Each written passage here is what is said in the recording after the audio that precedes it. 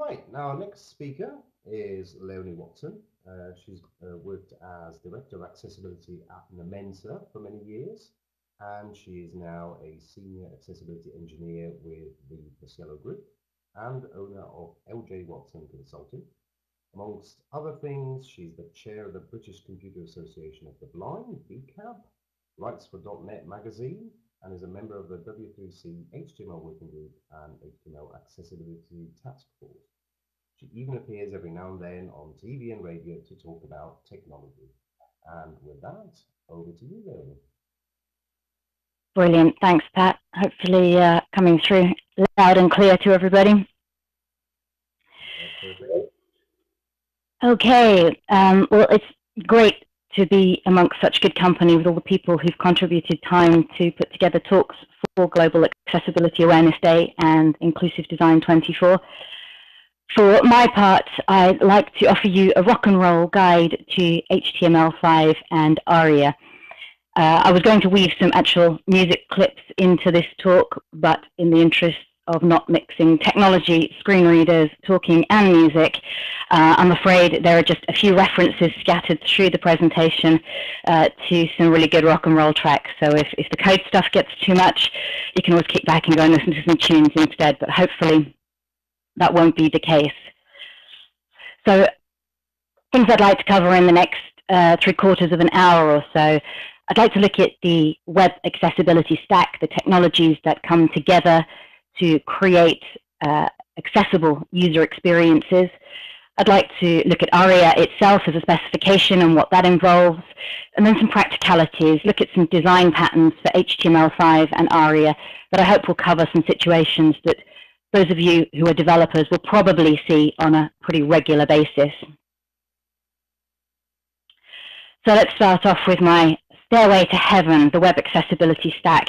I call it my stairway to heaven because if it all comes together and everything works with your help as developers, then we can start to look at some really heavenly user experiences for people. But let's take a look at the underlying technology first. Version 1 of the web accessibility stack looked a bit like this. At the bottom, we had the browser and its document object model, the DOM, that it created when the page was presented. And then on top of that sat assistive technologies like screen readers, screen magnifiers, speech recognition tools. And to get any information about the web page, what those tools had to do was to scrape the DOM. It's a horribly inefficient way of getting at information, leaves a lot open to interpretation by the different tools. Generally not a very good way to go about doing things at all. And so the web accessibility stack evolved, and between the browser DOM and the assistive technologies, accessibility APIs were introduced, and these created a platform-independent way for assistive technologies to be able to query information that browsers exposed from the DOM. So a browser would support something, it would then expose information about that through its accessibility API, and the assistive technologies like screen readers could make use of a whole bunch of properties and methods to pick up and use that information. So things became a lot more reliable and certainly a lot more efficient. And for the most part, this is what a lot, certainly of screen readers, are choosing to do now in terms of how they get information. There are exceptions, it's not a perfect world, but this is where we're definitely encouraging the stack to be. And then the stack as it stands at the moment introduces another factor, and that's ARIA, or Accessible Rich Internet Applications. I'll talk more about that in a moment, but what ARIA does in a simple sense is update or enhance the information that the browser exposes through its accessibility API. So it, in some cases, makes a little bit more information available to assistive technologies, and in other cases, maybe changes that information for the better, as we'll see. So what about ARIA? Well, it's a kind of magic because it's a really powerful specification when used properly, and it can do some quite remarkable things. It's a W3C specification. 1.0 is the current version, and it might surprise you to learn that that was only formally released as a recommendation just a few weeks ago, back in March. We've all been using it for a number of years, though, so that was more a formality. Work on 1.1 version of the spec is already underway, and it's a public working draft, so if you're curious, you can take a look at that on the web, and there are links to that in the notes for these slides if you pick them up later after the talk. So what does ARIA do? Well, it contains or defines a number of roles, around 30 in the current specification. And these roles enable you to define what an element or a custom widget does. We'll look more at roles in a bit, but on screen you can just see a few of the different roles that are available.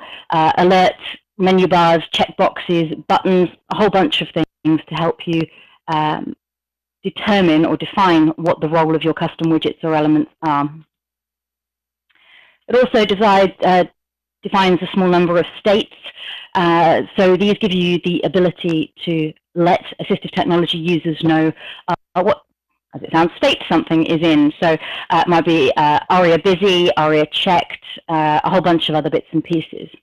And here you'll start to see the ARIA dash prefix for attributes in ARIA. So you'll know without doubt that you're dealing with some ARIA if you see that ARIA dash before the attribute name. There are a couple of exceptions, but for the most part, that's pretty much convention through the ARIA specification. ARIA also defines a number of properties, and around 20 or so of these. Things like ARIA controls, ARIA live, ARIA active descendant, and these enable you to do things like define relationships between elements. So when you're developing custom widgets, you can associate things that are perhaps separated in the DOM and create those relationships where they don't necessarily exist in the HTML itself. Something else the ARIA specification does is to extend the capability of the Tabindex attribute. And there are now 3 ways that you can use Tabindex. You can give it a value of 0, and if you give an element a tab index of 0, it'll place it into the natural content order of the page.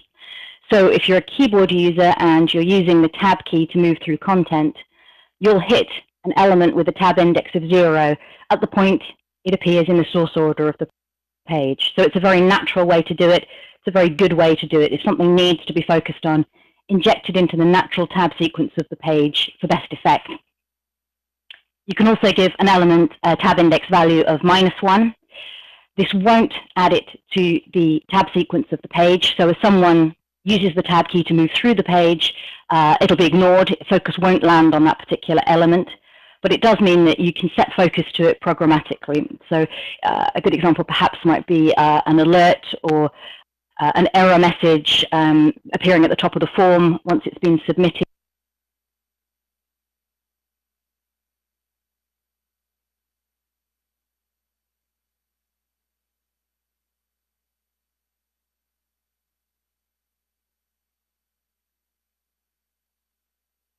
We've just lost audio there, Léonie. You can hear me? Oops.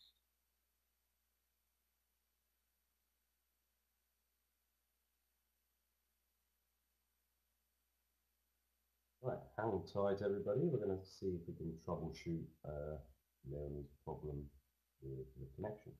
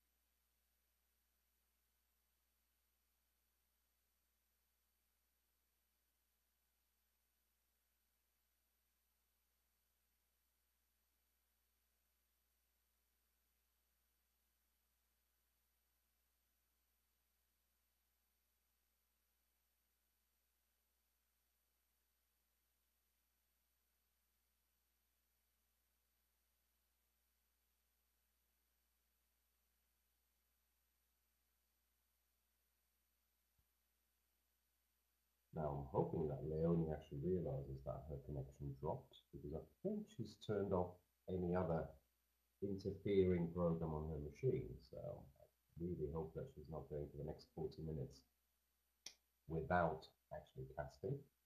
Oh, yeah, she's back online.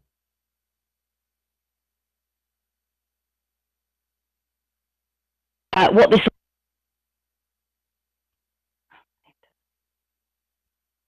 Right, we can hear you again, Léonie. Okay, just bear with me a second. All the times for my internet connection to die. Of course.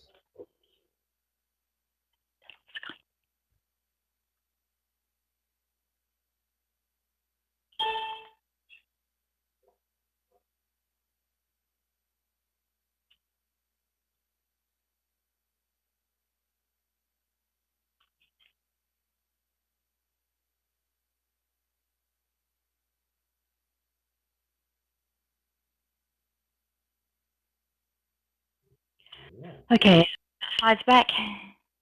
Yep, we're exactly where you left off. So where did you lose me? If you could just restart here with extending the Tabindex idea, I think that's roughly where we lost you. No worries. Okay, let's try that again. Something else that ARIA does is extend the Tabindex attributes capability. So we now have 3 possible ways to use the Tabindex attribute. If you give it a value of 0, that'll add the element into the natural tab sequence of the page. So a keyboard user using the tab key to move through the page will focus on the element with tab index of 0 at the point it appears in the source order of the page. So it's a very natural, intuitive way to add a focusable element to your page. If you give it a value of -1, the element isn't added to the natural tab sequence of the page, but it can be focused on programmatically. So, for example, if you are putting some errors after a form submission on the page, you might want to take keyboard focus to it to ensure that keyboard and screen reader users were aware that the errors had been posted to the page. That'd be a good example of where tab index -1 would be useful. The third value is to use a positive number. I really wouldn't advise using this at all because it creates an unnatural tab order to the page. So to take a quick example, if you had a page with, say, 20 links on, and the 15th link you set a tab index of 1, a sighted keyboard user coming to the page would start at the top, hit the tab key, expecting to reach the first link on the page, but instead would find their focus deposited at the 15th link instead. Major trouble if they wanted to get back up the page to any of the preceding links. It really does just make for a lousy keyboard experience. So generally speaking, avoid positive number values for tab index. So why ARIA? Why was the specification put together? Why was it necessary? To describe this, I have to just say, well, welcome to my nightmare as a screen reader user. If you take some native HTML, you find that the accessibility, by and large, is pretty good. And one thing that most HTML elements have is a role. We know what the HTML elements do. Assistive technologies know what they do, browsers know what they do, and it all comes together. So if we take this really simple example on screen, it's just a common garden variety A link. And in terms of how it works in terms of the accessibility stack, the browser renders that in the DOM. It exposes information about it through the accessibility API, and that information says that this element has a role of link. The assistive technology picks up on that information and conveys it to the user. The user knows what to do with the link, and we're all good to go. So native HTML is a really good place to start, probably one of the cornerstones of good accessibility.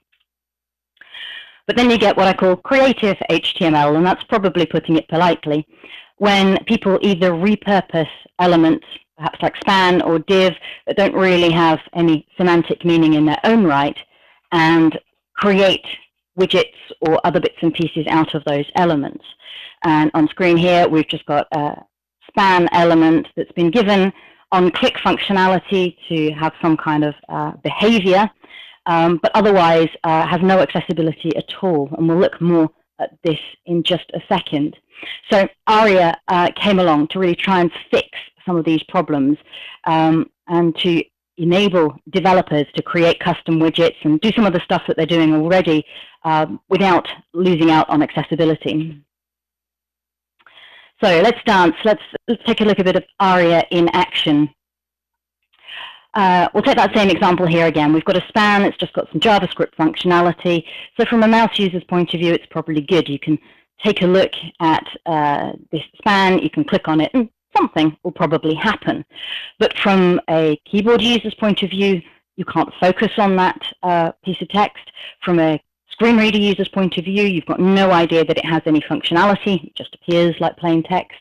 So chances are you're going to miss out on it one way or the other unless you're a sighted mouse user. So with a bit of ARIA, we can add in a role. The role attribute is one of those I mentioned that doesn't use the ARIA dash prefix, but it's very simple. And in this case, we've just added a role of button to that span.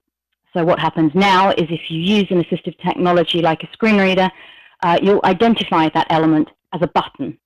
So that information is now being exposed through the Accessibility API as a link, but ARIA is changing that information and telling the assistive technology it's actually a button. It's worth mentioning at this point that screen readers are the only assistive technologies with any substantial ARIA support at all. So if I tend to defer to mentioning screen readers specifically here on in, that's pretty much why. Sadly, speech recognition tools and others really haven't been quite as quick to pick up on the advantages of ARIA.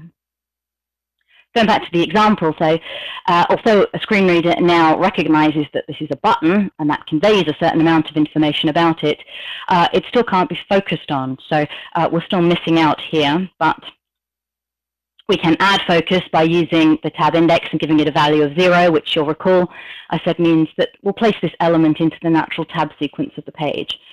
So now keyboard users, whether they use a screen reader or not, can focus on this. A screen reader knows it's a button, but there's still one piece of the puzzle that's missing.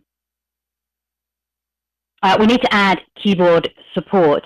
It's a common misconception that ARIA adds functionality. It doesn't.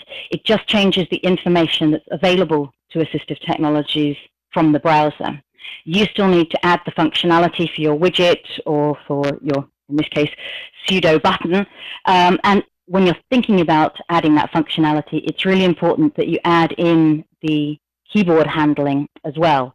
I owe a slight apology to Patrick, who very kindly gave me a code snippet for the JavaScript for key handling for this, and I didn't have time to add it into my slides, but I'll post it afterwards. In this particular example, what you'd need to do is make sure that someone using a keyboard could activate the button using Enter key or spacebar and take it from there. So two things to think about in your scripting is that A, you need to provide the functionality, and B, you need to make sure that functionality works with different devices. Okay, so let's take a look at some design patterns, and these I think cover some of the scenarios that we probably come up against every day. I'm going to attempt to show you, or at least play you, some screen reader examples of the experiences as well. So hopefully that'll all come together without too much technical friction. The first thing I'd like to look at is details and summary, two elements that were introduced in HTML5 and which create a disclosure widget. That means you can toggle the display of additional content on the page. So here's the basic HTML. We've just got the details element, tucked inside it a summary element, and it says favorite Pink Floyd, and then inside a space where we'd add some additional content before the details element is closed. Now this is how a screen reader would probably report this content. Favorite Pink Floyd. Now, I hope that came across okay, but if it didn't, all it says was favorite Pink Floyd. Just treats it like a piece of plain text. There's no indication that you can interact with it, press it, hit it, that any content will appear. No, nothing. So we need to do some stuff to fix that. We can add in some ARIA roles, and just a couple here. We've added a role of group to the details element, and that just tells assistive technologies that the elements contained within that element all relate to each other, come together for some purpose. Group isn't widely supported by screen readers at present, but there's certainly no harm in adding it now for future proofing, because ARIA support is accelerating amongst screen readers pretty much on a daily basis.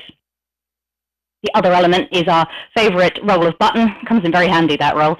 And we're adding that to the summary element. So a screen reader now knows that it's a button, and therefore that they can interact with it.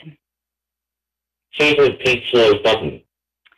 And again there, so now a screen reader user will hear something like favorite Pink Floyd button. And so suddenly for that one little role, a screen reader user is aware that there's a button. Pretty much we know what to do with buttons. You can press them and we expect something to happen. Question is, what's going to happen? And here we can use a bit more ARIA to make that more evident in the ARIA expanded attribute on the details element. And this will just inform a screen reader user what the state of that button is. So has the content been expanded, or is it collapsed at present? And here's the difference. Favorite Pink Floyd button expanded. And so now, not only do we know it's a button, but we know that the button's active and that something has been expanded. And from a screen reader user's point of view, that just gives us enough of a cue then to kind of explore on down the page and find the content. Or conversely, if we came to that button and the content wasn't expanded, we'd be told as much, which would tell us what to expect when we activated the button. So really simple stuff, all about informing screen readers exactly what's available, what's possible, and what's happening on the page. So take another solid gold, easy action example, and that's looking at a main page design pattern. To do this, I want to go back a little bit to some HTML4. And on screen, we've just got 3 divs, each representing in turn a header, the main content area of a page, and the footer. Incredibly simplified, of course, for the purposes of putting stuff on a slide, but a pretty typical design pattern from HTML4 days. This is what happens when a screen reader user encounters this code. That's it. Absolutely nothing at all. Div is a semantically neutral element, and screen readers, by and large, will ignore it. They won't convey any information about it to the user. So back in the HTML4, pre-ARIA, pre-HTML5 days, there was no way for a screen reader user to really understand or identify the key regions within a page. ARIA landmark roles are the answer. Landmark roles are a subset of the wider role taxonomy defined in ARIA, and there's a handful of them, each one corresponding to a main area of the page. Sorry, that was a slightly strange way to phrase it, to a high-level area of the page. So we've extended it now so that the div representing the header has a role of banner, the div representing the main content area has a role of main, and the div representing the footer has a role of content info. There are many more landmark roles for things like search and navigation, but these are just 3 quick examples. And this is the difference it makes to the screen reader. Banner, banner end, main region end, content information end. And so by adding in those roles, we've enabled the screen reader to understand that each of those divs represents a key region of the page, and it'll announce, as you heard, the start and the finish of each of those regions. When you understand that a lot of screen readers now have a shortcut key that lets you cycle quickly from one landmark on the page to the next, you suddenly realize that what screen reader users have is a way to really quickly understand the major components of a page. So something that sighted people can take in at a glance just by looking at the page, it's now much more possible for a screen reader user to do something similar by bouncing quickly from one landmark to the other to find out which are the key components involved on the page. So what happens when we get to HTML5? Well, lots of new elements, of course, were introduced. In this case, for our example, we've got the header, the main, and footer elements. Something interesting happens here, and this is how a screen reader would treat this code with no additional ARIA. Banner, banner end, main region end, content information content information end. So if you were listening carefully, you'd probably notice that sounded exactly the same as the previous example, and you'd be absolutely right. I mentioned earlier in the presentation that all or most HTML elements have roles natively, and in HTML5, the ARIA roles are available just in the HTML5 code. So the header element is mapped natively to the banner landmark role. The main element maps natively to the main role, and of course the footer to the content info role. So it means you don't need to add the roles in manually because the work has already been done for you by the HTML and by the browser. I will say for the moment though, it's probably still a good idea to add in the roles manually. It's a belt and braces technique, but useful for the simple reason that browsers and assistive technologies in turn were quicker off the mark at supporting ARIA than they were the new HTML5 elements. So there are still a variety of slightly older browsers and screen readers that will support the ARIA but not the new HTML5 elements. So just to make sure you're capturing good backwards compatibility in the widest possible audience, it's still worth applying those roles manually for now. There is one exception when you're applying the roles manually though. The header and footer, if they appear as the child element of another HTML5 sectioning element, the example on screen is the article element, you don't want to apply the landmark roles manually. Reason being is that in the native HTML semantics, the landmark roles are only mapped to the header and footer elements when they're the children of the body element. So children of any other element, that's not the case. So you don't want to force that by applying the roles manually. Okay, let's take a look at a navigation pattern and walk this way, if you will. We're going to look at an example here, which at first glance might look like a pretty reasonable design pattern. We've got an HTML5 nav element, contains a list with the role of navigation, and one list item, obviously representing where your navigation list would go. This is how a screen reader would handle this, though. Navigation region, bullet link, home, navigation region end, navigation region end.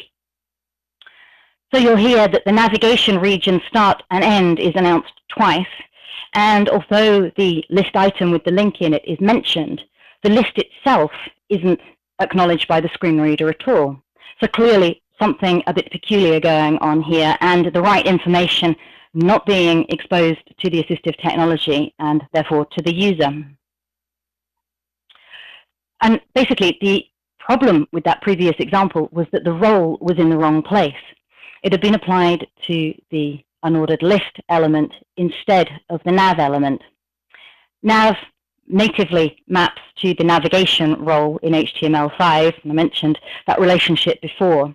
By putting that role on the list instead, two things happened. We duplicated that landmark role on the page, once for the nav element and once for the list, but we also overrode the list semantics. So if you remember back to the web accessibility stack and information being exposed from the DOM through the accessibility API, that much would have said that the UL was a list.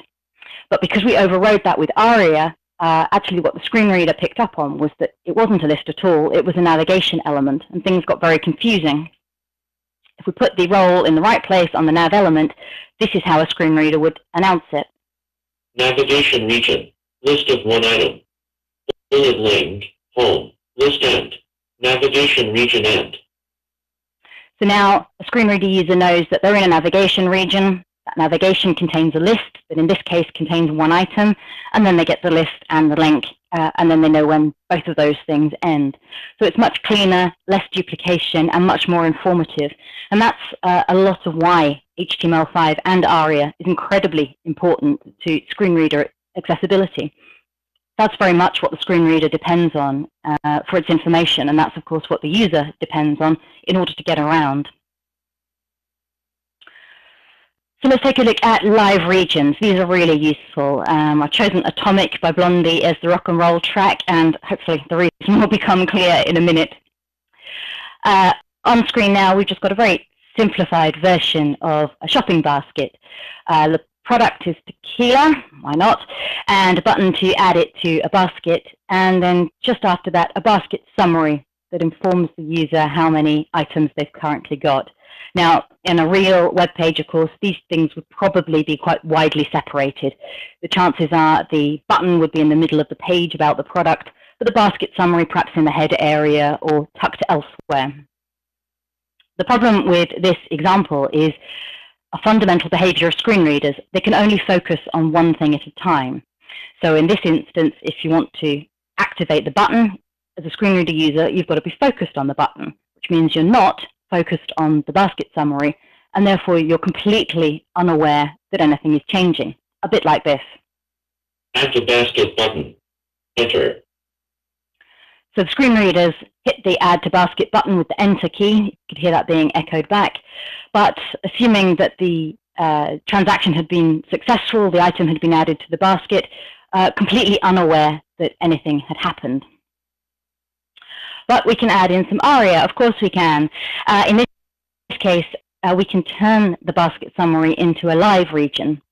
And what a live region does is say to a screen reader that when the content in this region changes, notify the user, announce the changed content to them. So we use the ARIA live attribute to set the live region, and it can take one of two properties, polite or assertive. Polite means the screen reader will usually finish what it's currently doing before alerting the user to the change. Assertive means it'll be a little bit more pushy about doing that, so it'll just wait for the first break in what the user's doing before making the announcement. It's worth knowing for historical reasons that there was actually another value, appropriately named rude, which would interrupt the screen reader immediately, no matter what it was doing, no matter how focused the user was, and interrupt them with the announcement. And that proved to be such a dreadful user experience that thankfully it was taken out of the spec. We've chosen assertive here because it's pretty important that the user knows that their basket summary is updated as soon as that happens. The other attribute, and here's where the rock and roll choice comes in, is ARIA Atomic. And with this set to true, it says to the screen reader that when any part of the content in this live region is changed, announce all of the content to the user. So in this case, we're only updating the number of items in the basket, but if the screen reader were just to announce one or two with no context, it wouldn't be particularly meaningful. So we're getting the whole of the text and the number change to be announced. So it would work a little bit like this. Add to basket button. Enter. Your basket contains 1 item. So from the screen reader UX point of view, you're still focused on the button. You've just hit it to add the tequila to your basket. But without changing your focus, you've been alerted to the fact that that was successful and that you now have the item in your basket. And there are lots of different ways you could use this. Stock tickers, updating results from sports matches, anything that kind of requires updating. One caveat, keep content in a live region short and sweet.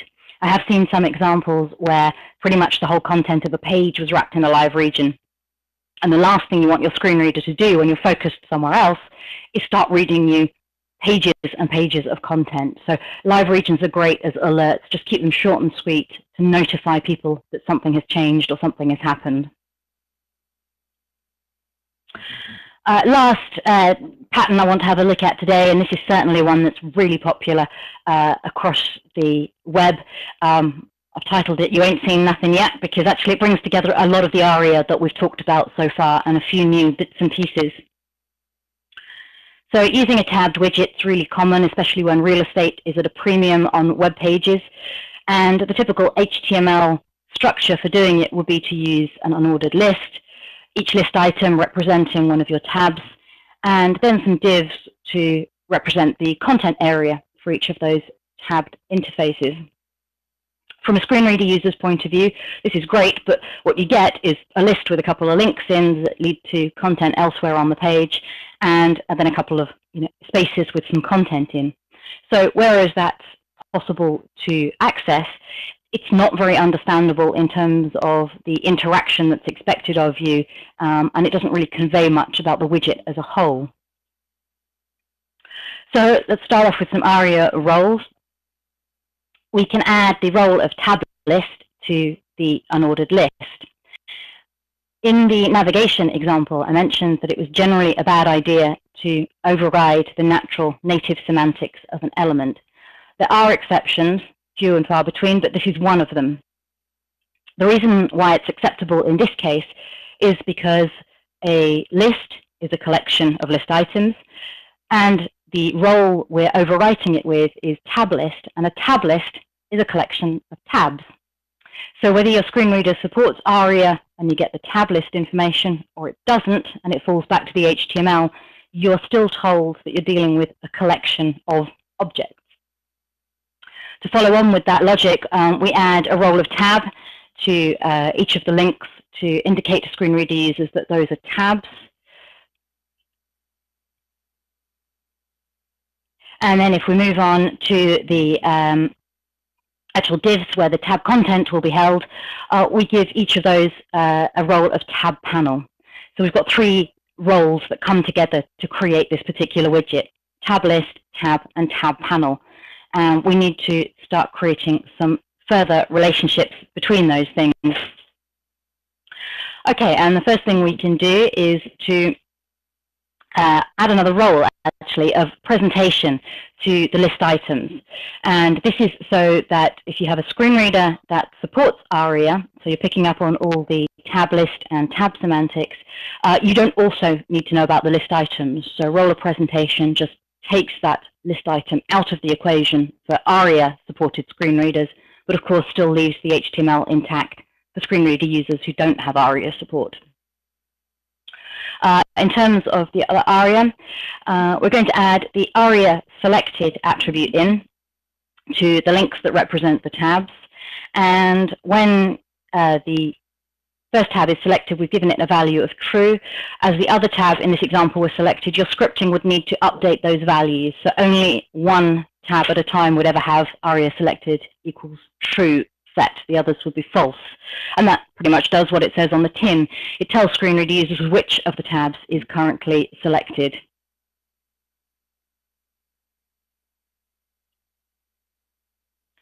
Then we can add a little bit more ARIA in. And we can add in ARIA controls. And what ARIA controls does is set up a relationship between the tab, so the bit that you click on or you activate with your keyboard, and the actual content that it displays. We just do this by hooking up the ID value of the tab panel with the ARIA controls attribute on the link. As last little bit of the things that we can do, I said this was really going to bring lots of things together.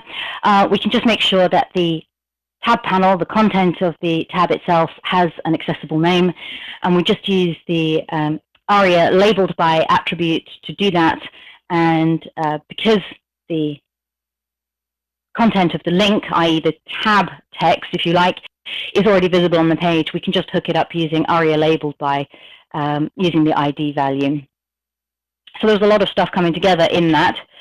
So what I'd like to do is show you a demo. This is taken from some jQuery UI demos that my friend and colleague Hans Hillen did a lot of work on a few years ago, and one of the best examples still in terms of how it works. Tab control. Docs tab selected 1 of 3. Cats tab selected 2 of 3. Sheep tab selected 3 of 3. Sheep property page expanded. Domestic sheep are quadrupedal. Ruminant mammals typically kept as livestock. And so there, what you heard was, as the screen reader moved through the tabs, it said tab 1 of 3, tab 2 of 3, tab 3 of 3. So that's the collection semantics coming through. You know, you're dealing with a collection and how many there are in the collection. And then as the screen reader selected one of those tabs, focus moved straight into the content area, and that happens through the ARIA controls relationship. And we were told that that had expanded, so we knew that content had been brought into display. And then it just started to read the content within the tab panel. So what went from being just a couple of links in a list with some content farther down the page now becomes a much more cohesive interaction from a screen reader user's point of view. Just to wrap up, a couple of resources which I really recommend you take a look at, apart from the specs themselves. There's an ARIA authoring practices, which has these design patterns and lots more. They'll cover pretty much everything you think you could do with ARIA and a bit more besides. And also a guide to using white ARIA in HTML, available from the W3C and edited by Steve Faulkner, Jez Lemon and Hans Hillen. And on that note, I think school's out, pending any questions.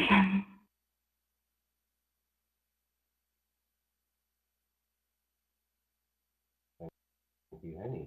Right, Henny, sorry. Oh, Léonie. More coffee, I'm sorry. All right. Right, I'm going to have a look through the chat to pick out anything, but if there's any burning questions that I'm not seeing, please just type them in again.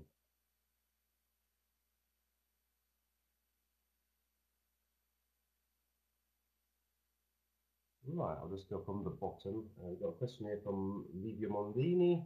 What editor would you use to work with ARIA? I'm assuming like text editor to do coding itself.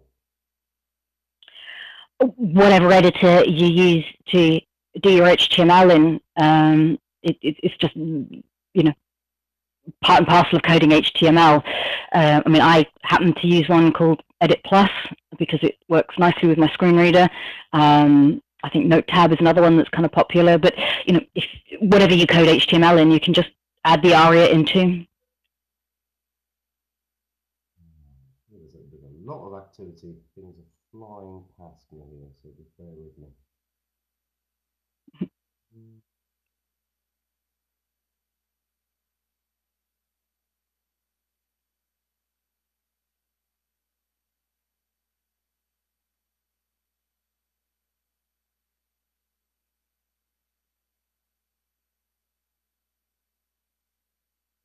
Question here from Graham Armfield. How important is changing the key functionality in tab lists, using left-right to change between tabs?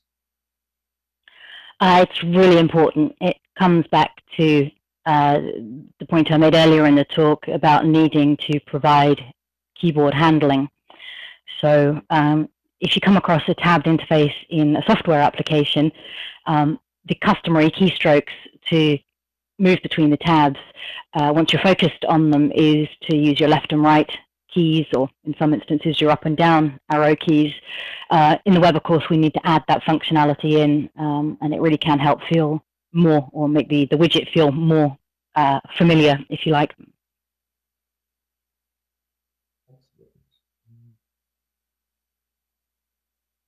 Question from Maya S. Do you have a suggestion on the best, in inverted commas, screen reader to use to test websites?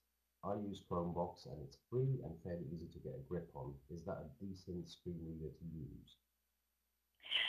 I always hesitate to say which is the best one, because there are really good free options pretty much for all platforms. If you develop and you use Chrome, Chromebox is a great option to use. If you develop on Windows but prefer not to use Chrome, NVDA is an excellent choice. NVDA, particularly in Windows when you're testing content with Firefox and IE. If you have a Mac, of course, you've got VoiceOver built in. Just hit Command F5 and turn it on. If you're a Linux developer with one of the distros that supports it, Orca is a good screen reader. So there's really something for every platform. So, just play around with whichever one suits the environment you happen to work in.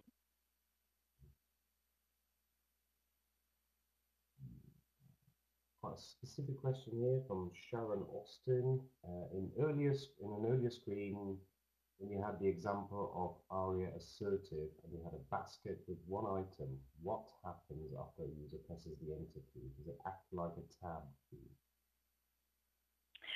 No, so when someone hits the enter key, and this is irrespective of accessibility, some JavaScript functionality will kick in to add one item to your basket and to update the information that's in the live region. And as soon as that information is updated in the live region, a screen reader will pick up on that change and just announce the change straight to the user without them having to do anything at all. So they don't have to move their focus, they don't have to execute any keystrokes, nothing at all. As soon as they hit the button to add the product, that live region should kick in and the screen reader should announce the change. Question here from Richard Morton. Is an ARIA live region a good approach for form errors? No. Reason being that because from a screen reader user point of view, your focus doesn't move. When you announce form errors, if you put them in a live region, your screen reader would announce them as they appeared on the page. But if you imagine there were maybe 6 or 7 errors in that form field, you've got to kind of commit them all to memory or go and find the area of the page where the live region is. I'd recommend for form errors actually using either just a straightforward alert and taking focus to it. So just a div, maybe use the group role to indicate to screen reader users that there's sort of a theme to the content contained within the div. Put a heading within the div, and then maybe take focus to that heading, and then underneath that list each of the errors with the different fields. And if you can, make each error a link down to the corresponding offending form field. So from keyboard user's point of view, you can just use that link and then head straight down to the form field that needs attention. So short answer is move focus to errors with form fields, because then someone can kind of browse through them and peruse them and deal with them one at a time.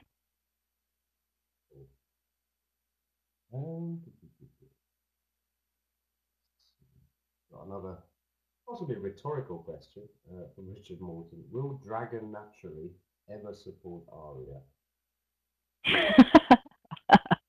I hope so, because it means all their customers at the moment are missing out on a lot of really useful and interesting stuff.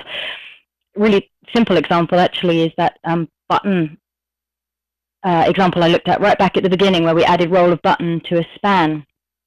And much as a screen reader, of course, will identify that as a button, speech recognition user won't recognize it as a button. And if you've styled that span to look like a button, the chances are a speech recognition user will say something like click on next button because it looks like a button. But of course, their tool won't recognize that command because fundamentally under the hood, it isn't a button, even with that role applied. So I can only hope that all speech recognition tools get their act together soon and start implementing some support.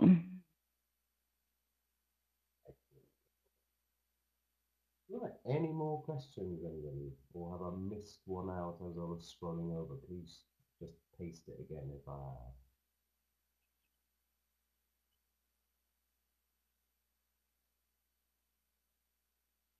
I'm on Twitter anyway, so if anybody thinks of any questions later on, feel free to ping me. You live on Twitter, don't you? Everybody's got to be somewhere. Sorry, I missed out a question here from Sarah Horton. If someone has never used ARIA and had to choose one thing, what should it be? Great question. Thanks, Sarah. It depends what you're building. Don't use ARIA for ARIA's sake. Look at what you're building, what you're creating, and then look to see how ARIA can be used to make it more accessible.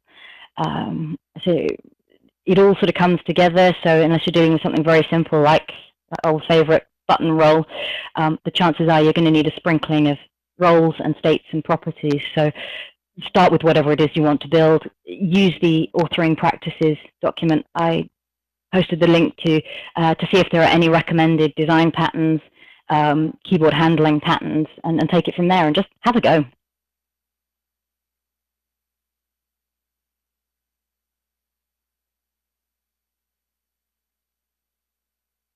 Right, cool. I think if there's no more questions, just waiting to see if somebody types crazily. No, they're all just berating me for mumbling. That's okay. There is one more resource actually I'd recommend, is a website called haydenworks.com. Hayden's doing a talk later on for us today at HEYDONWORKS.com.